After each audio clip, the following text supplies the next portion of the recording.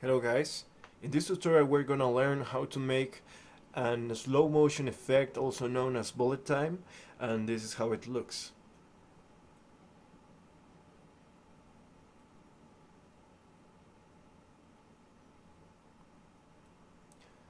Very simple but very powerful.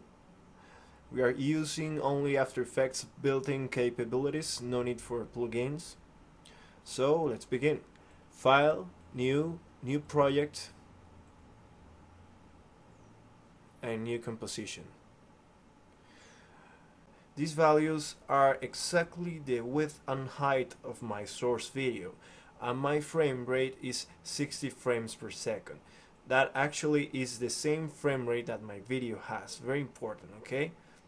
If your video is 30 frames per second or 24 frames per second, then this effect might not work just as good as it should be. So the minimum value to make it work nice and smooth is 60 frames per second. You can try with 24 or 30 frames per second, but as I said, it might not be as good as it should be.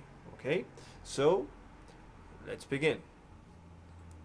First of all, I'm gonna drag and drop my video. Here it is.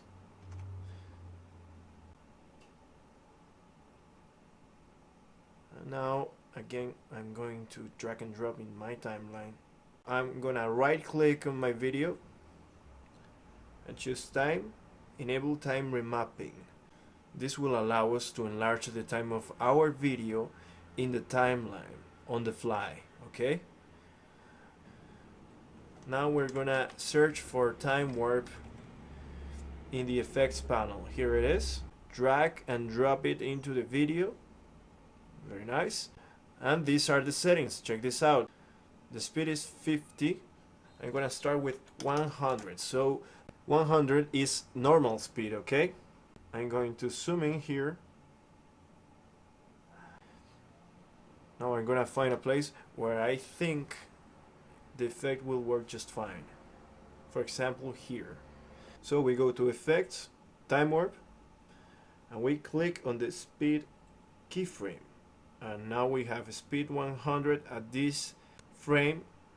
Now I'm gonna move it here and make another one. You can click here and double click, and I'm gonna choose 2% of the overall speed. In other words, this is very slow. So I'm moving the timeline to see where it can fit. I'm gonna drag this over here a little bit. That's nice. Now I'm gonna make another keyframe. Click here, and to finish the move, I'm gonna make another keyframe. Double click on here, and speed 100% again. So the video starts just fine. And check here, 100, and now it's beginning to get slower and slower until we get to 2%, and this is the movement in slow motion, and now we get back to 100. Very good. So let's render it to see how it works. As you can see, there are some weird details coming up here.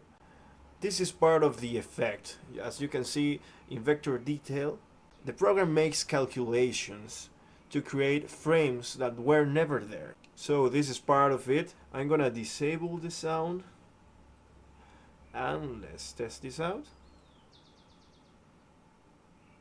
Very nice. So this is it. Thanks for watching. Have a good one.